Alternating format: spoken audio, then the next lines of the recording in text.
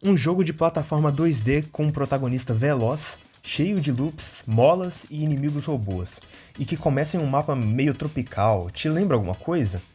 E não, eu não estou falando de Sonic, mas sim de Spark the Electric Jester, um jogo indie desenvolvido pelo dev brasileiro Fapard Games, cujo protagonista é Spark, um bobo da corte com poderes elétricos e super rápido.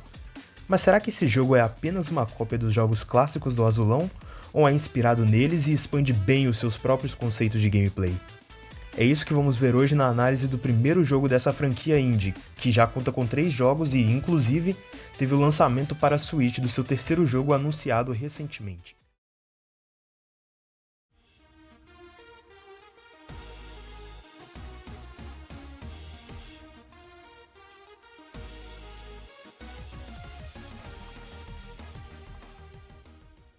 Mas então, vamos lá. Começando pela história do jogo, que na verdade é bem simples.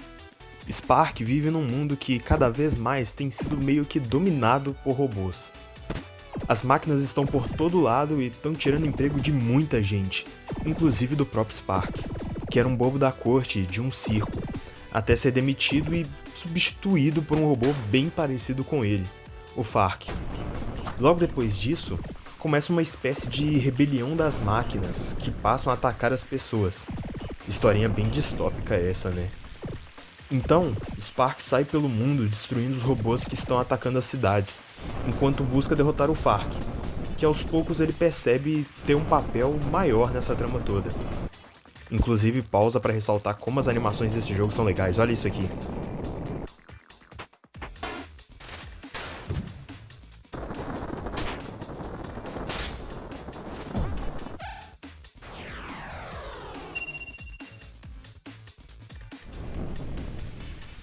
A história desse jogo é bem básica, mas é suficiente para dar um contexto para ele.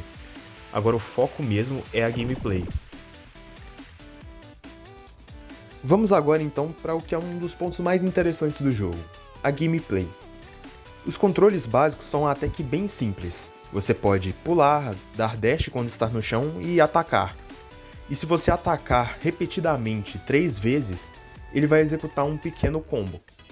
Também vale destacar que se você der um dash bem em cima de um ataque de um inimigo ou de um objeto que vai te causar dano, você atravessa sem receber o dano. Porém, o comando tem que ser executado no timing correto. Essa mecânica é bastante útil, principalmente durante batalhas com bosses e fases cheias de armadilhas. Em alguns trechos onde existirem 2 paredes próximas uma à outra, você também pode fazer parkour e escalar as paredes, pulando entre elas, o que é um elemento bem comum em muitos jogos de plataforma. Também é importante mencionar que o sistema de vidas aqui nesse jogo funciona diferente do que acontece nos jogos do Azulão. Aqui, em vez de a gente carregar anéis ou moedas que caem quando a gente toma dano, nós temos alguns pontos de vida que são marcados no canto superior esquerdo da fase, da tela do jogo. Então, quando você toma dano, você vai perdendo alguns desses pontos de vida, e se você chegar a 0 pontos, você morre. Mas nesse jogo você não tem uma quantidade de vidas especificada, nem nada do tipo. Então se você morre, você simplesmente volta do último checkpoint. Apenas isso. Bom, tudo que foi citado até aqui não é grande novidade. Muitos jogos já usam esses elementos de combate e gameplay. Porém, a parte mais interessante da gameplay está no fato de que ao longo do mapa estão espalhados diversos power-ups, por assim dizer. Esses power-ups mudam a aparência do Spark e dão novos poderes a ele, sendo que alguns deles dão armas também, e alternam entre especiais de ataque à distância e ataque corpo a corpo. Você pode carregar 2 power-ups ao mesmo tempo, e caso encontre outro mais atraente ao longo do caminho, pode ir trocando pelos que você já tem, se assim desejar. Essa mecânica acaba sendo bastante importante para o gameplay, pois alguns power-ups são mais fortes do que outros, e se você montar mal o seu conjunto, você pode ficar um longo período de tempo passando um certo aperto nas fases, até encontrar um que seja bom. Um dos aspectos mais interessantes dessa mecânica é que alguns desses poderes especiais dão ao Spark a habilidade de dar dash no ar também, o que facilita muito alguns trechos de plataforma e também nas batalhas contra os bosses. Então é importante cuidar para sempre ter pelo menos um desses que te permita dar dash no ar consigo ao longo das fases.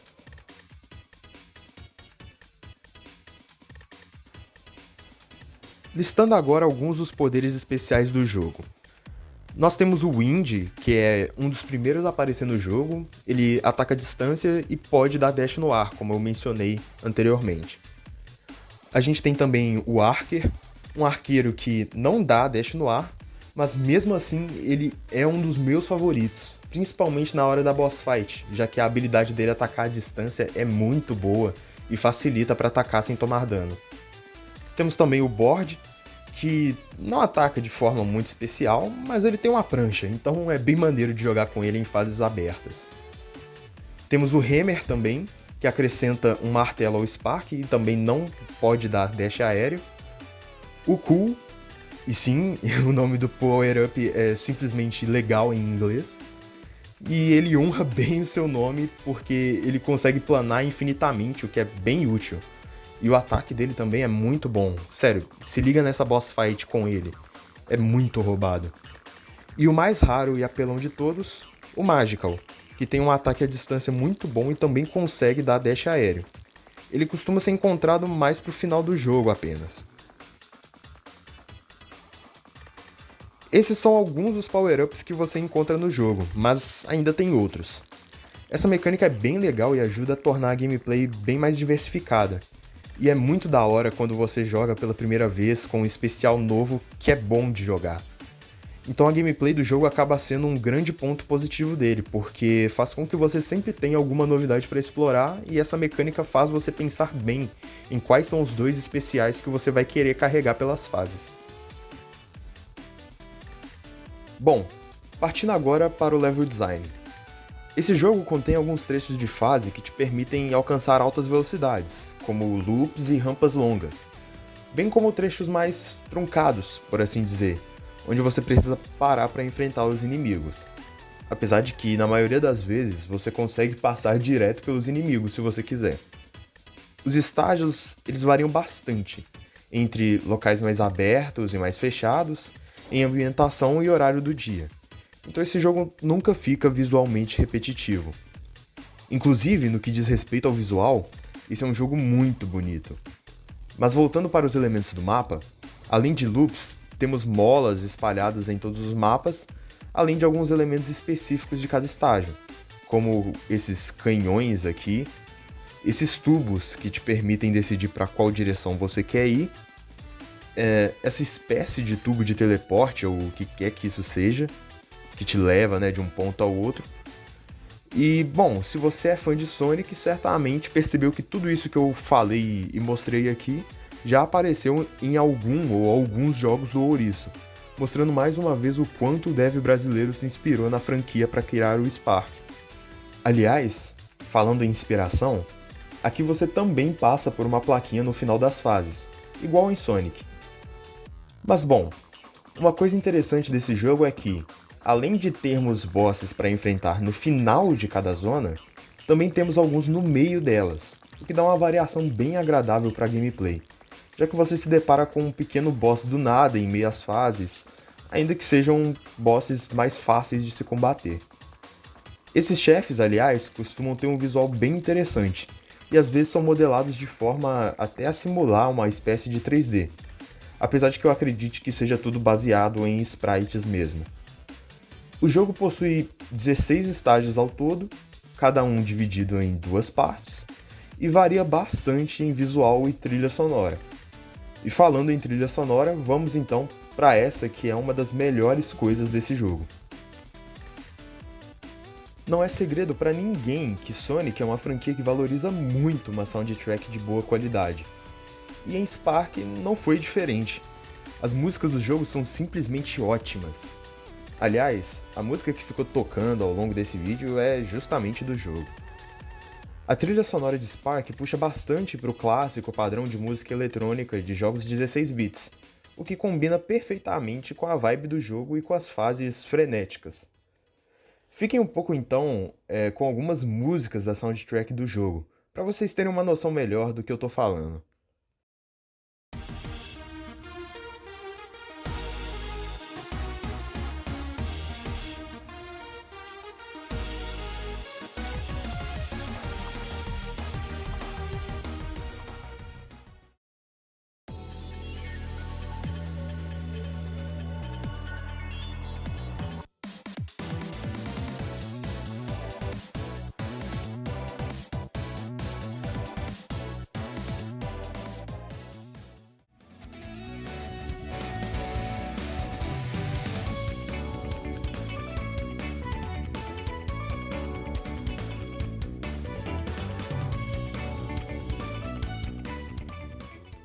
Mas então, Spark é ou não é uma cópia de Sonic? Bom, como vocês puderam perceber, o jogo possui muitas similaridades com Sonic, especialmente em level design. Inclusive, tem uma parte no estágio final do jogo que o cenário começa a ameaçar explodir, igual a Death Egg em Sonic 2, eu achei isso bem massa. Mas bom, ele tem as suas originalidades, destacando-se a mecânica dos power-ups, que é algo que você usa o tempo todo durante a gameplay e ajuda muito o jogo a se manter divertido durante toda a sua duração. Então não, eu não considero Spark the Electric Jester uma franquia que copiou o ouriço, mas sim uma inspiração nele. E sim, eu disse franquia. Essa série ainda possui mais outros 2 jogos, sendo esses 2 com jogabilidade 3D. Comenta aqui embaixo, inclusive, se vocês querem que eu traga uma análise do segundo jogo também, porque eu acredito que ele tem uma boa quantidade de conteúdo novo em relação ao primeiro. Para concluir, eu gostei bastante desse jogo e recomendo muito ele a qualquer um que goste de jogos de plataforma 2D ou de Sonic. Ainda mais porque esse jogo é bem baratinho na Steam. E é isso, pessoal. Esse foi Spark the Electric Jester, e comenta aí embaixo se você gostou do jogo assim como eu.